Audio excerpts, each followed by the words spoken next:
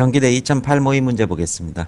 이 두 개의 문항을 출제하고 있고, 첫 번째 문제에서는 동양이 갖고 있는 생태학적 사고방식, 인간과 자연의 공존, 이런 개념들을 묻고 있죠. 그 다음 두 번째는 전통적인 경제 이론에서 성장과 분배, 효율과 형평이라는 경제 이론을 묻고 있습니다. 이 두 가지 다 논술에서 아주 많이 출제되는 이 기본 개념들이고, 이것은 배경 지식이 함께 담겨 있습니다. 따라서 이 배경 지식을 먼저 듣고 그 뒤에 문제에 관해서 간단하게 코멘트를 하는 형식으로 진행을 하겠습니다. 아마 배경 지식을 듣는 것으로도 충분히 답안 서술이 가능하게 될 것입니다. 먼저 문제 1번의 키워드 보겠습니다. 문제 1번에서는 가에서 단군 신화, 그리고 나에서는 동양의 산수화 등을 기초로 한 동양의 사고방식, 이것을 중점적으로 설명을 하고 있고, 이 부분은 동서양의 사고가 어떻게 대립되는지를 설명하고 있는 디지털과 아날로그라는 배경 지식을 통해서 충분히 사전적 지식을 얻을 수 있을 것입니다. 먼저 보겠습니다. 예, 여기에서는 흔히 동서양 문화를 유추하는 그런 그 전형적인 유추의 한 가지로서 디지털과 아날로그에 대해서 간략히 알아보겠습니다. 여러분 그 위에 보시는 그 시계 두 개가 어떤 시계인지 아시죠? 밑에입니다. 밑에 이게 아날로그 시계일 것이고 이게 디지털 시계일 겁니다. 이 디지털과 아날로그 시계는 사실 각각의 특성들을 가지고 있습니다. 이 아날로그 시계는 어떻습니까? 정확합니까? 부정확합니까?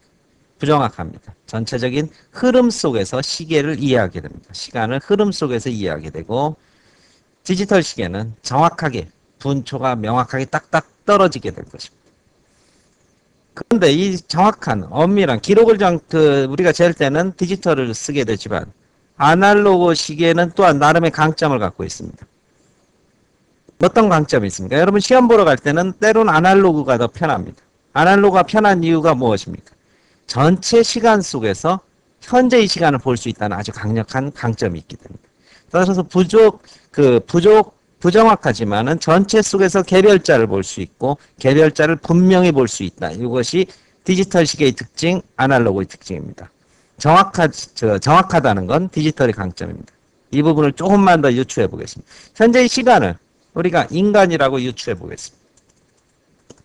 그러면 인간과 전체 우주와 자연을 동시에 보는 세계관이 어디겠습니까? 바로 동양의 세계관일 겁니다. 이에 비해서 현재의 시간, 즉 인간만을 철저히 바라보는 인간 중심의 사고가 어디겠습니까? 이것이 디지털적 사고방식. 여기서 조금 더 확대하면 당연히 아날로그적 사고방식, 다소 부정확하지만은 전체 속에서 우리의 삶을 보는 것이 바로 동양 사상으로 유추가 될 것이고, 정확하지만 인간 중의 개별 현재의 모습에만 주목하는 것을 서양의 사고방식으로 유추할 것입니다. 자, 이 유추를 한 문제를 통해서 양쪽 사고의 특징만을 보겠습니다. 자, 한양대 문제인데요. 현대인은 두 가지 시계를 갖고 있다. 하나는 시간 알리는 아날로그가, 하나는 디지털이다. 이렇게 되어 있습니다. 아날로그는 연속적으로 파악할 수 있다. 디지털은 엄격하게 보여준다. 이런 것들이 있습니다. 그렇죠. 시계 두 개 있는데 아날로그형은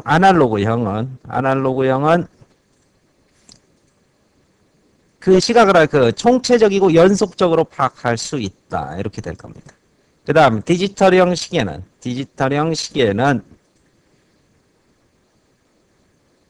강물처럼 흘러가는 것이 아니고 그 대상 분명하고 그리고 엄격하게 나타내서 보여준다. 이게 특징적 모습입니다. 그렇지만 디지털은 어떻게? 어렴풋하게, 그러나 디지털은 애매성을 추구한다. 이렇게 될 겁니다. 자, 이 부분을 가지고 두 개의 이야기를 조금만 더. 그러면 이 디지털의 특징은 아까 서양이고 아날로그를 동양이라고 했는데 장점은 정확성일 것입니다. 아날로그의 장점은 총체성입니다. 디지털의 단점은 개별성입니다. 그리고 분절성입니다. 전체를 보지 못하는 분절성. 아날로그의 단점은 애매성입니다. 그렇죠? 자, 환경 문제 볼까요? 디지털, 인간 중심입니다. 그렇죠? 인간 중심입니다. 그래서 따라서 모든 환경은 때로는 사회가 확대하면 지배와 정복의 대상이 됩니다. 그렇죠? 아날로그는 인간과 자연의 공존을 뜻하게 됩니다. 여러분 동양에서 많이 보는 물화일지. 자연과 인간의 공존의 사고방식입니다. 예술을 볼까요? 서구의 예술은 인물화가 먼저 발달합니다. 우리는 당연히 산수화가 발달을 하게 될 겁니다. 그렇죠? 의학을 볼까요? 전문의 제도입니다. 신체를 조각조각 나누는 환원주의를 택합니다. 그래서 개별 신체 구조에 대한 이해를 통해서 전체를 이해할 수 있다고 봅니다. 하지만 동양의 사상의학이나 그렇죠? 기의 흐름에 의한 그렇죠? 이런 의학에서는 신체를 전체로 음양의 조화라는 신체 전체를 살피는 의학이 됩니다. 건축을 볼까요? 서양의 건축 대규모의 인간 중심적입니다. 그렇죠? 예를 들면 콜로세움을 들까요? 경탄할 만한 인간 중심의 구조입니다. 하지만 동양의 사찰과 암자는 자연과의 공존을 통해서 자연의 일부가 되는 공존과 자연의 일부라는 그런 특징입니다. 결코 화려하고 웅대하지 않지만 그것은 자연과 함께 살아가는 그 부분이고 전체 속에서 우리 인간을 규정하게 됩니다. 이것이 흔히 동서양 문화에서 유추되는 디지털과 아날로그라는 개념이고 이것이 개별 문제들을 어떻게 적용되는지는 문제 속에서 한번 파악해 보겠습니다. 디지털과 아날로그 설명은 마치겠습니다. 문항 1번에서는 나의 주제와 관련해서 가의 이야기가 담고 있는 자연에 대한 상상력, 이것이 동양이 가지고 있는 아날로그적 사고방식이 될 것입니다. 어떤 의미를 줄 수 있는지 서술해 보시오. 어떤 의미? 바로 공존, 조화, 그렇죠? 그 다음에 생태학적 사고, 이런 키워드들을 제시하라, 이런 답안의 요구가 될 것입니다. 따라서 이 문제에서는 나그리 주제 정도를 가볍게 한 200자 그리고 단락 바꿔서 가를 토대로 해서 이것을 좀 더 확장하는 이야기 400자 이런 서술이면 충분하게 될 것입니다. 먼저 나에서는 몇 가지 키워드가 있을 겁니다. 인간이 자연을 착취하고 파괴를 일삼는 순간 이 자연의 재생 능력이 무너지고 이것이 다시 인간에게 위기로 초래할 것이다. 따라서 자연을 단순히 소비할 수 있는 상품으로 대상화하는 것은 잘못이다. 동양의 사고방식을 보면 거기에선 어떻게 인간 중심적 관점에서 벗어나서 함께 의지해서 살아가야 될 공존의 대상으로 보고 있다. 이런 정도가 나의 키워드가 될 것입니다.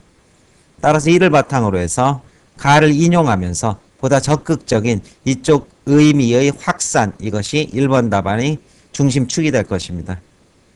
따라서 가에서 보면은 이 환웅이라는 인물이 신단수 아래 내려와서 풍백, 우사, 운사, 바로 자연의 섭리겠죠.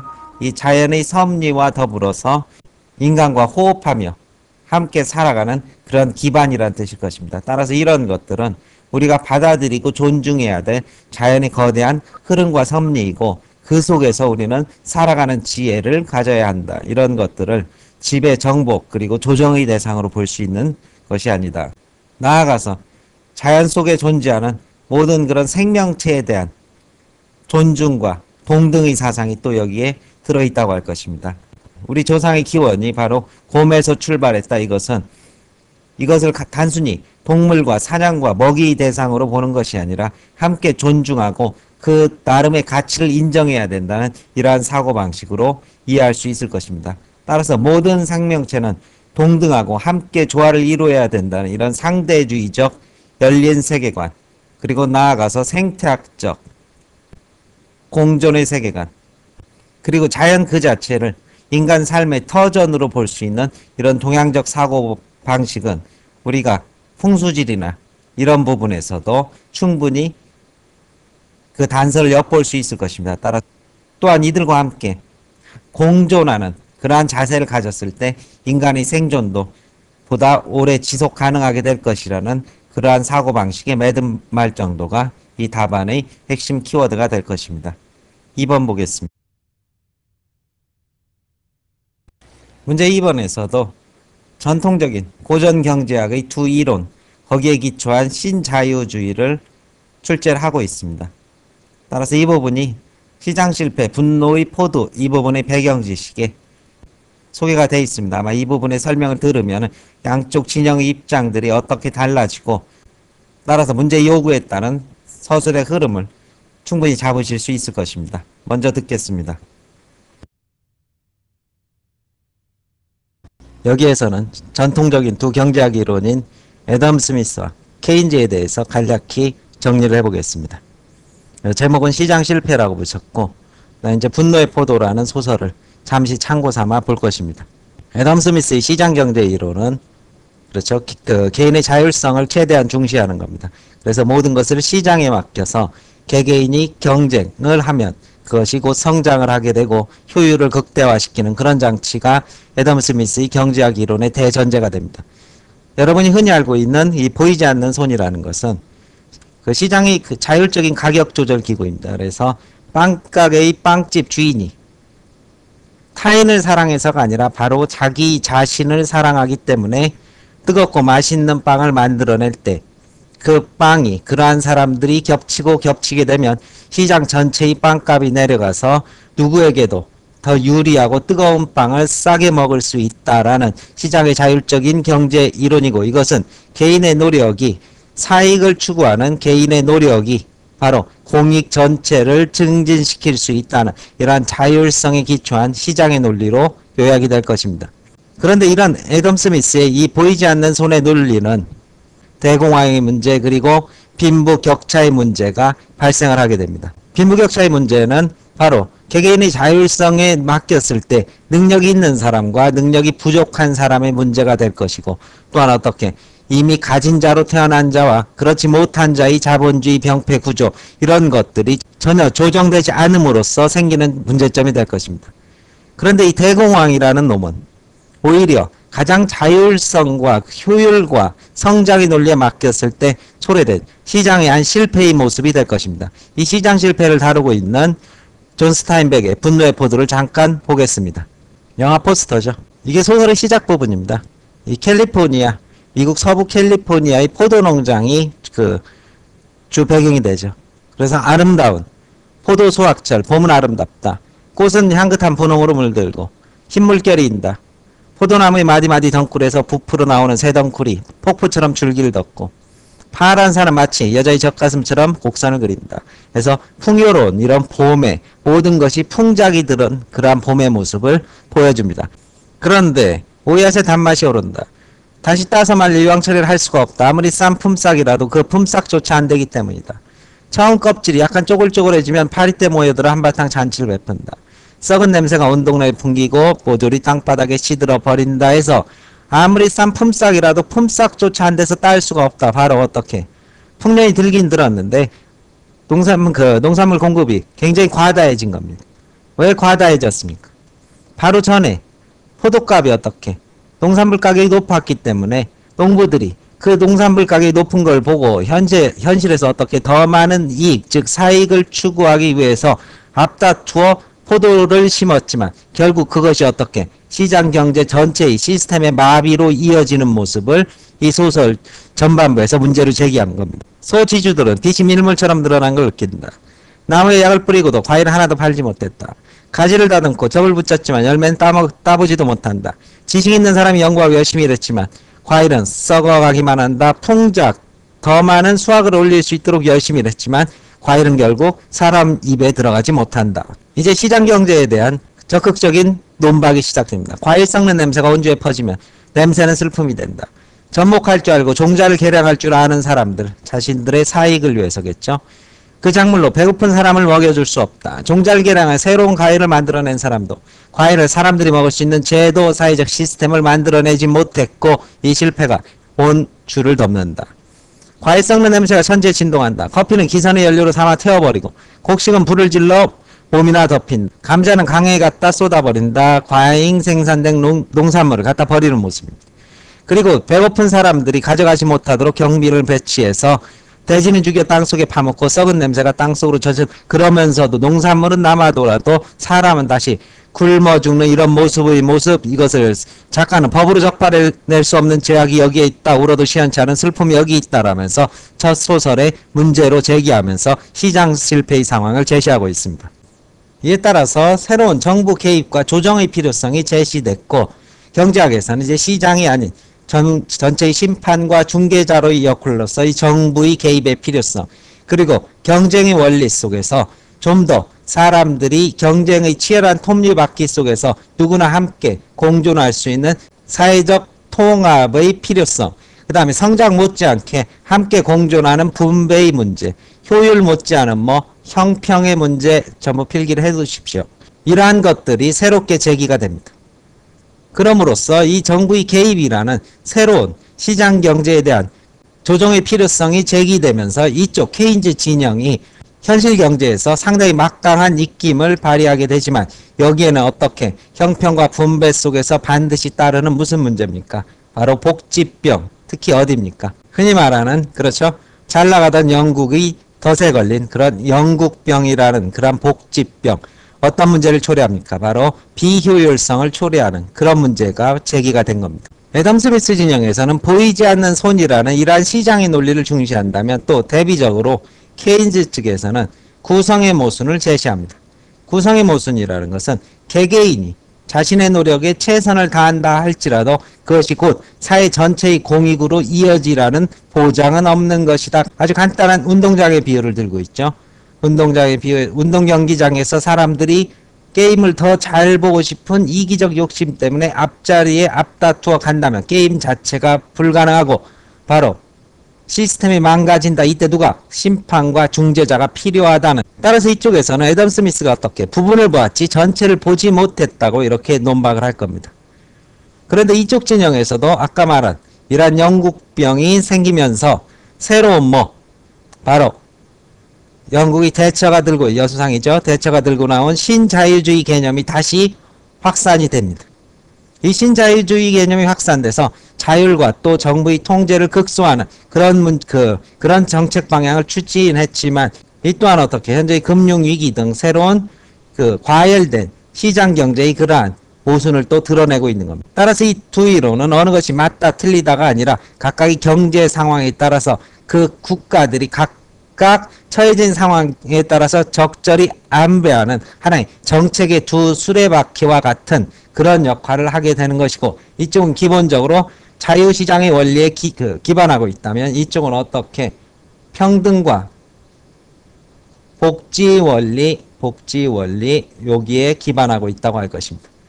그리고 끝으로 이쪽을 시장 실패라고 한다면, 이쪽은 바로 정부 실패라는 또 다른 함정이 도사리고 있습니다. 이 정부의 정책적 지원을 받고 난 기업이 도덕적으로 해이해지는 그런 모습이라든가, 하나에 대한 정부의 정책적 개입이 또 다른 문제를 연쇄적으로 일으키는 그러한 풍선 효과의 문제, 이런 것들이 역시 이쪽 진영의 문제점이 될 것입니다.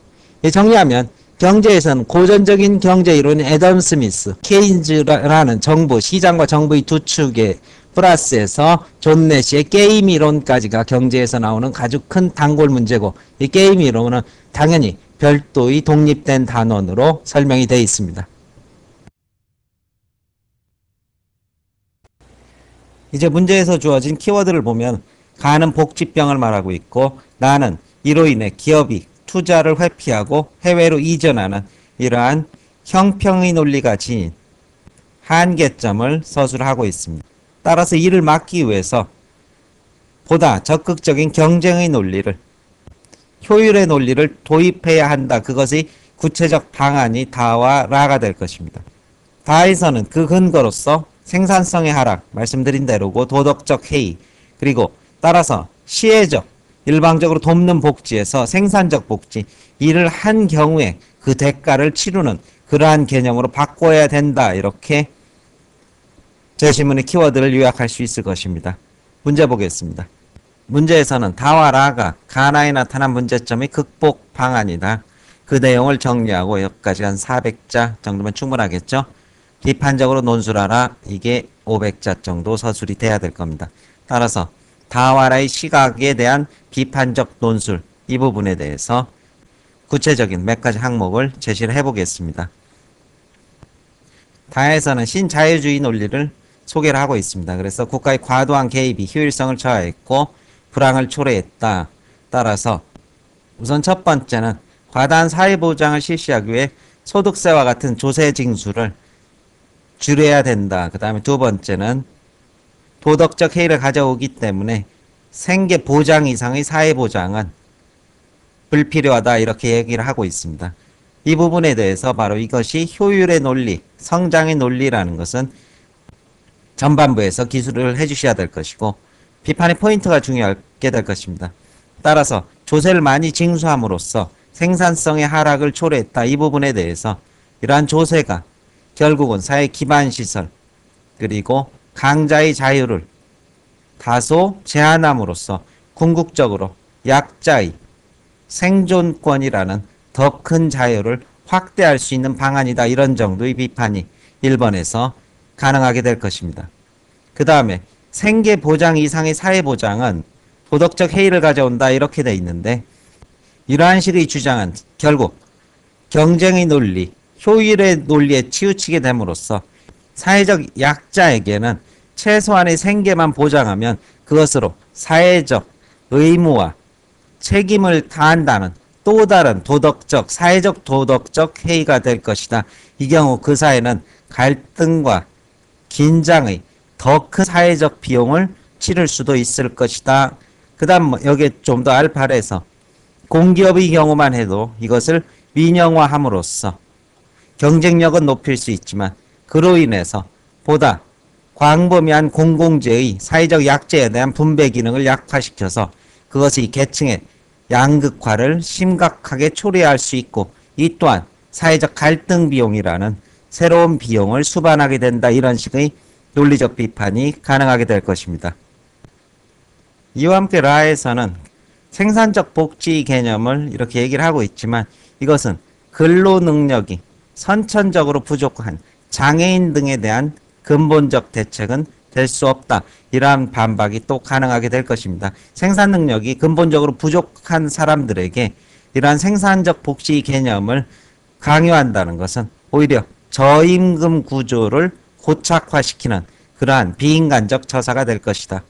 마찬가지로 식품권, 공용주택 등의 이런 제한적 복지는 그들이 갖고 있는 사회적 수치감과 패배의식을 더욱 공식화함으로써 사회 계층으로서 이질화시키고 실질적으로 그들 자체를 소외계층을 격리하려는 격리정책으로 왜곡될 수 있는 것이다. 따라서 소외계층이 이런 선천적인 부의 차이, 능력의 차이로 인해서 사회적 불평등을 강요받지 않는 교육의 기회 그리고 직업에 대한 보상의 평등적 적용 이러한 사회적 구조적 차원의 노력과 복지 제도가 요구된다. 이러한 식의 반론이 라에 대해서는 가능하게 될 것입니다.